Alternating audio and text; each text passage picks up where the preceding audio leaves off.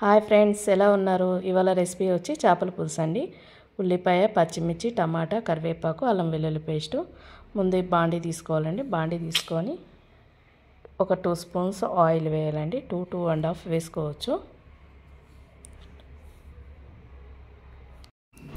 Kilo చేప తీసుకున్నామండి. Kilo చేపకి 750 grams వచ్చింది. 750 గ్రామ్స్కి మ్యాక్సిమం ఒక 300 గ్రామ్స్ చింతపండు తీసుకున్నాను. చింతపండు నానబెట్టేసుకున్నానండి.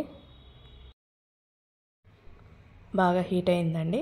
ఆయిల్ హీట్ అయినాక కొంచెం జీలకర్ర, ఒక 3 ఉల్లిపాయలు తీసుకున్నానండి. ఒక 2 పెద్ద టమాటాలు తీసుకున్నాను. 3 ఉల్లిపాయలకి 2 ఉల్లిపాయలు చాపర్లో టమాటాతో పాటు చాపర్ చేశానండి. ఒక ఉల్లిపాయ మటుకి తాలింపులో వేగాలి కాబట్టి ఎర్రగా ఒక ఉల్లిపాయ వేసుకున్నానండి.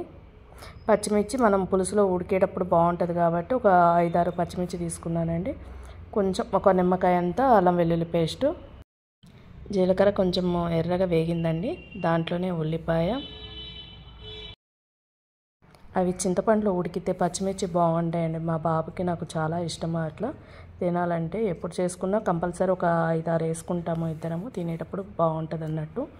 ఇవాళ అయితే మా బాబు సండే కదండి, చికెన్ తెస్తానంటే వాళ్ళ డాడీ లేదు డాడీ ఓన్లీ ఫిషే కావాలని చెప్పి ఇచ్చేసిండు. చాలా రోజులైందండి ఫిష్ చేసి ఇంట్లో. అండ్ మా బాబుకి ఫిష్ ఫ్రై అంటే ఇష్టము. దాంట్లో హాఫ్ ఇంకొక 1 kg తీసుకొని ఇంకొక 750 గ్రామ్స్ ఫ్రైకి పీసెస్ కట్ చేయించారండి. చేయించేసి అవి ఉల్లిపాయ వేగుతుందండి. ఆల్రెడీ కొంచెం సాల్ట్ వేసి వేగించాను. అండ్ కరివేపాకు వేసుకొని ఇక్కడ చూడండి మా బాబు తిప్పుతున్నాడు. నవ్వుతా చూయించు మమ్మీ అని చెప్తున్నాడు. అండ్ ఈలోపే టమాటా, ఉల్లిపాయ కొంచెం వేసేసానండి.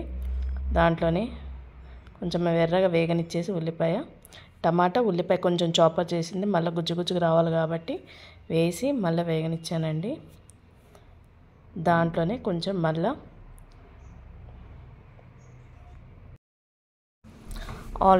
ఫ్రైకి దాంట్లో కూడా పసుపు, ఉప్పు, కారం, అల్లం వెల్లుల్లి పేస్ట్, ఆయిల్ కొంచెం వేసి ఫ్రైకి నానబెట్టి ఫ్రిడ్జ్లో పెట్టేసానండి.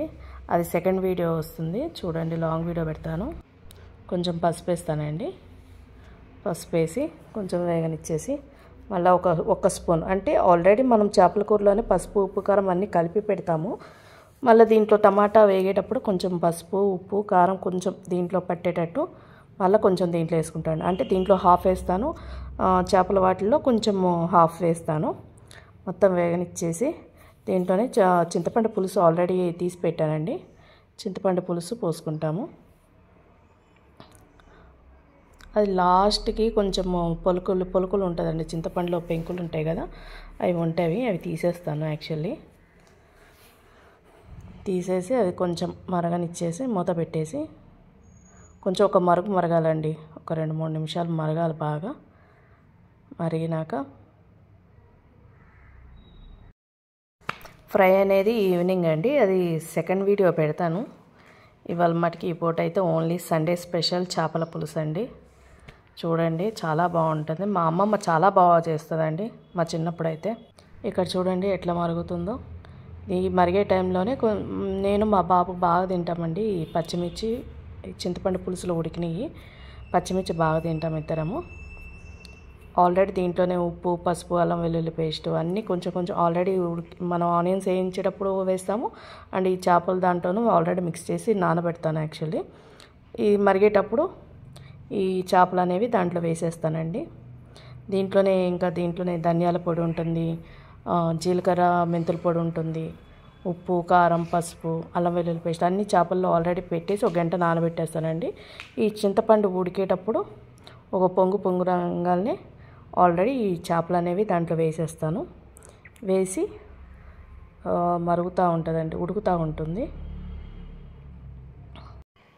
ఇప్పుడే గరిటె పెట్టి తిప్పుకోవాలండి, తర్వాత తిప్పుకోవడానికి కుదరదు.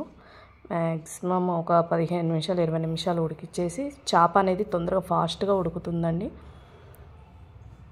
ఉడికినాక గరిటె పెట్టి తిప్పుకోకుండా ఏదైనా గిన్నె పెట్టి చేసుకోవాలా. మ్యాక్సిమం ఒక 20 మినిట్స్ అండి. 20 మినిట్స్ తర్వాత అయిపోతుంది. ఆయిల్ అనేది పైకి వెళ్తుందండి. ఆయిల్ పైకి అయిపోయినాక ఉడికినట్టు అయిపోతుందండి. ఫినిష్.